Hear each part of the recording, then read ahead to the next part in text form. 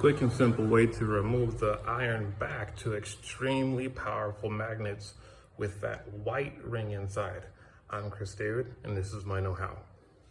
All right, so what we're gonna do here is we're going to get a very special kind of lubricant that's made by 3M.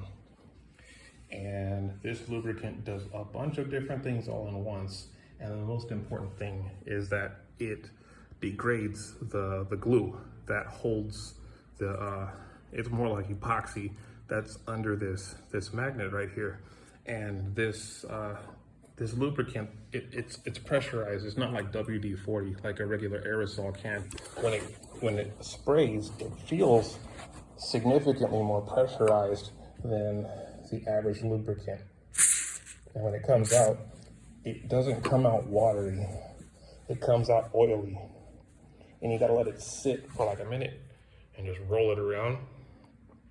And the next thing you have to do is you have to find something else that's iron, and the iron content has to be higher than the iron on the back of this plate. That way, the magnetic force is going to, the magnet's going to pull stronger towards the other side. Now, if you're working with something like an N35, you're not gonna have much of a problem because the magnetic pull's not gonna be that hard. But if you have something like an N52 like this, and the pull force is between 48 kilograms and 72 kilograms, you're gonna have a bad day. So watch me do this. I'm gonna put my phone down for a second. All right, I stuck it to a big fat iron plate. Now, for me, this big heavy plate comes from Elgato. If you guys live stream, you probably notice this as the microphone base or the light base. I use this to just remove the backs of these magnets because it works. And then all I have to do is torque the top of this ring at an angle that's going away from the flux. So the flux of the magnet pulls towards the bottom plate, and then the top plate goes in a direction that's away from the magnetic pull. That way, when the glue gets loose, it'll come right off. Now, because I'm holding my phone, it's kind of awkward because I don't have a stand or anything. So I'm gonna put my phone down, I'm gonna pop it off, and then you'll see.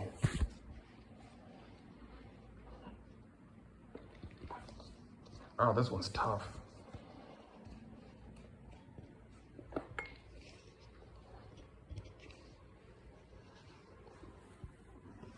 This is super tough. I might need to get myself some pliers or a wrench or something.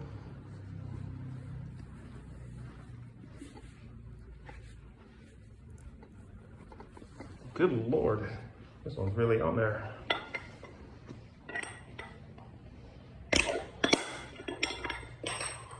All right, we got one pop, we got it loose.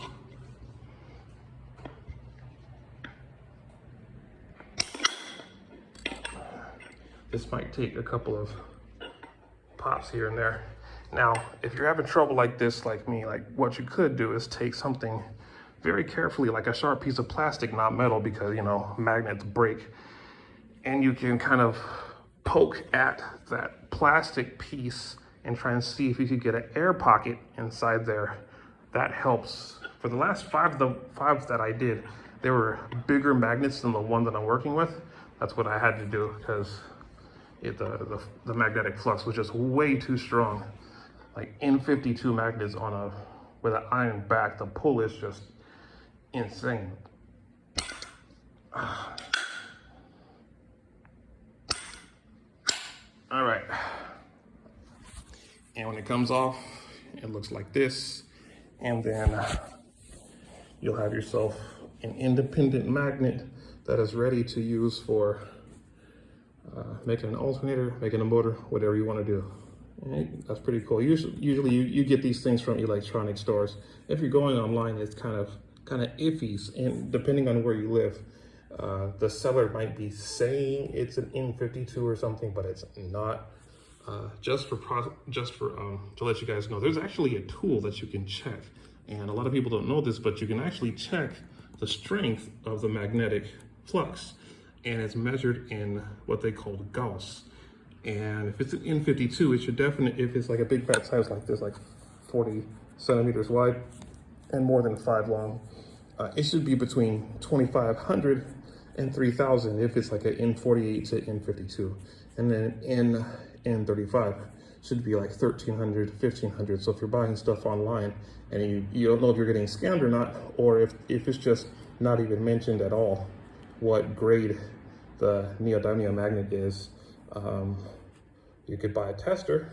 Just Google magnetic flux tester and then just test the number of Gauss, and you'll be able to see exactly what grade you have. These right here, these are a good 3,500 Gauss a piece. So yeah, that's a lot of force. Plus this big fat iron plate, so you know, it kind of makes it tough. Anyways, I'm Chris David. This is my KnowHow.